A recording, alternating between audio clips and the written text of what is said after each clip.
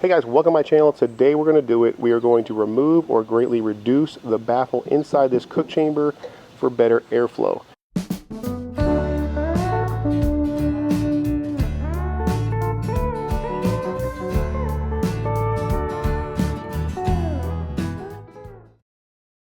Now if you're wondering why I would remove or reduce a baffle, it's because of the stack extension. And if you're wondering why I did a stack extension, well, it's because of the advice in Aaron Franklin's book. In Aaron's book, Aaron recommends that you extend the stack or build a stack properly sized for an offset for better airflow. Now when I added this stack extension, I found that not only was the fire burning cleaner and there was better airflow, but the temperatures did seem to balance side to side. However, once I put a brisket on here, I realized this was not 100% correct because the baffle plate with the added draw was forcing the air down to the bottom of the cooker, and as it tried to climb back towards the stack, it was being trapped by the brisket, causing higher temperatures in the center or left of center and burning the underside of my brisket. So, based on my own thoughts and advice from other viewers, I'm going to remove or at least reduce the baffle plate in hopes that this will allow this cooker to be a top-down cooker rather than a bottom-up cooker. So stick with me. We're going to reduce or remove the baffle, run a few tests, and see how this thing operates, and I might even put a brisket on it and see how it cooks.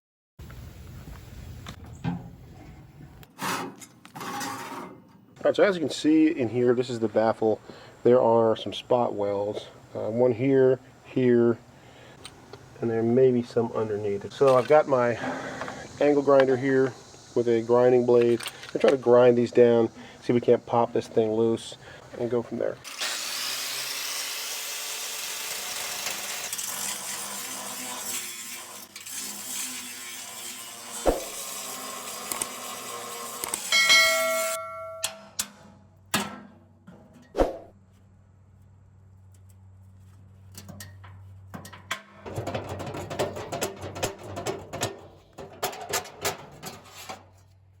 Well, there you go. The baffle is now completely out. Really one good spot weld, so I'll probably grind this smooth and I'll hold on to this plate because we may want to use it as a deflector up here to put the water pan on, much like Aaron Franklin does on his. See? So hopefully this should work out quite well. Now I knew that once I was able to get this baby to breathe, I would have to run a number of tests, because I wasn't sure what effect the lack of baffle would have on the offset, and I also needed to know what height extension would be necessary to run the pit well. So I ran a gamut of tests. Tests with no extension, 16-inch extension, 22-inch extension. I put probes across the grate. I put probes specifically where the brisket would be. I ran tests with and without a water pan. And I have about an hour's worth of video I could give you with a bunch of numbers, but I know you all just want to know where I wound up and what my thoughts were. So here's the deal. The water pan, in my opinion, should stay here because it does two things. It works as a heat sink to diffuse direct heat off the firebox, and it adds moisture to the cooking environment. It's a win-win. Now using the metal plate, the old baffle here, that's totally up to you, but it's very similar to what you'll find in a Franklin. This discolored part right here, this is the hot zone. This is where the high heat is coming in from the firebox and rising up to the grate. Generally, if I had to say, it's probably about 150 to 200 degrees hotter than what the brisket is feeling.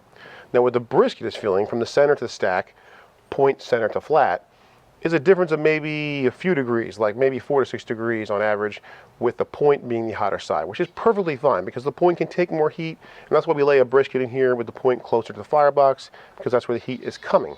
And those fairly even temperatures were pretty consistent with no extension all the way to the 22. But what the extensions did was draw or pull air across the cook chamber. This was evident because the analog tell-true thermometer would lower in temperature, indicating that the air is being pulled over the chamber, likely over the brisket.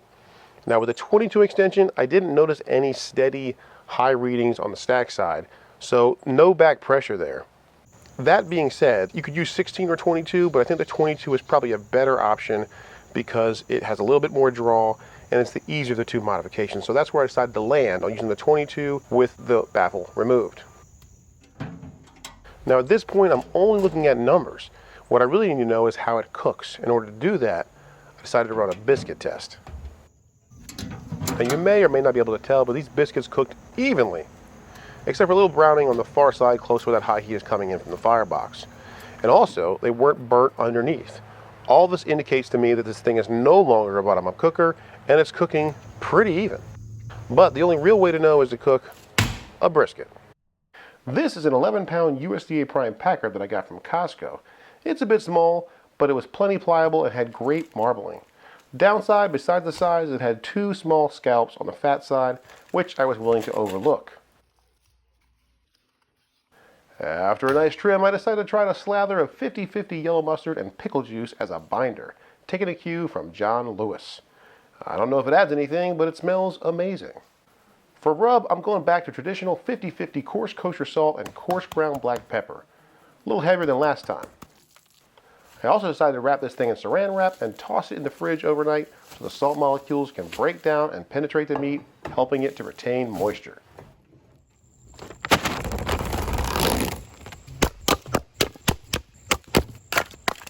In my last video, I mentioned that B&B post oak splits were thought to have a moisture content around 5%.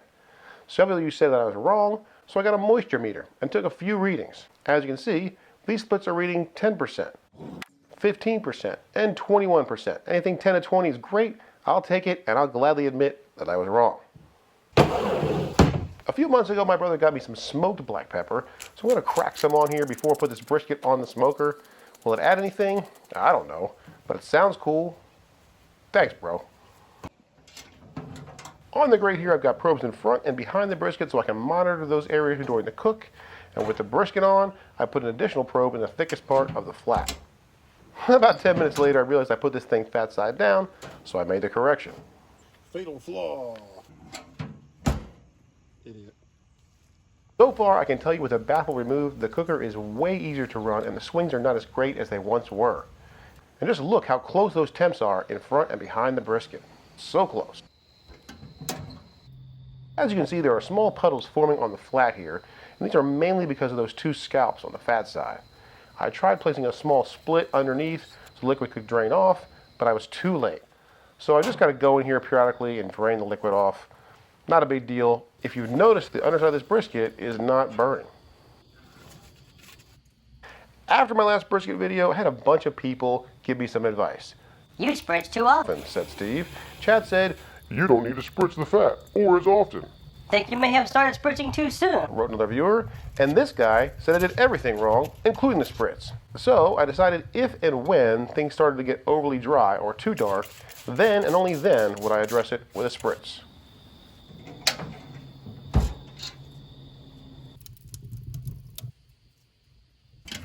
Just after 5 a.m. and over 12 hours into this cook, the brisket was finally where I wanted it. Good color. It had evaporated enough moisture, the fat had turned yellow, indicating it had rendered, and the brisket had finally started to creep out of the stall. So it was time to wrap this thing in a little homemade beef tallow. Now, a brisket won't take any more smoke once it's wrapped up, and I completely run out of post oak splits this time, so I decided, hey, I'm going to put this thing in the oven at 275 with the probe still in and alarm set, so I can close my eyes and maybe get an hour of sleep before this thing was ready to be done. Unfortunately, I overslept and woke up in a panic. The brisket had climbed to 211 degrees. Man, I immediately ran and pulled that thing out of the oven and set it on the counter to rest. Oddly and thankfully, there was no additional carryover. In my previous brisket video, I mentioned that I might try to acquire an electric cabinet smoker to rest or hold my brisket. Well, over the summer I got one and I tried making beef jerky in it, and I can tell you it was a disaster. Putting a brisket in there after all my work just didn't seem wise, so I fell back on recalculating my oven. I knew that negative 35 at 170 on my oven runs in the 160s, so about 9 a.m. with the probe in place at the thickest part of the flat, running in the 160s, I put that brisket in there to hold. Several hours later, when the temp reached close to 170, I shut the oven off, I cracked the door, and let it fall. Once that temperature fell to the mid-150s, I closed the door, turned the oven back on, and let her slowly climb back up. Just after 6 p.m. and a 9-hour hold, I pulled the brisket and let it rest on the counter until it was ready to be unwrapped and sliced at an internal temperature of 145 degrees. And let me tell you, this brisket sliced up well. The flat was moist. It barely held in the bend pull test, but that's fine. And unlike the last cook, it's not burnt on the bottom. So I think I can say that baffle removal was a success. Look at that. The bark was sticky like candy, had great bite, and excellent, rich, beefy, smoky flavor. The point, even better. Now, I know a lot of YouTubers will say that their stuff is the best they've ever had constantly. But I can honestly say this time, this brisket was by far the best brisket that I've ever cooked. I'm not going to stand here and say that my brisket was perfect, or that the way that I cooked it was perfect, or that the modifications of this offset are perfect. But let me tell you, it made one amazing brisket, and I'm really happy with how this turned out. I think this stack extension and removing the baffle is a great way to take this $400 cooker to the likes of a Franklin. That's a big stretch, I know, but I'm really happy with it. Give it a shot. Let me know how it goes for you. As always, hope you learned something. I know I certainly did. Thanks for watching.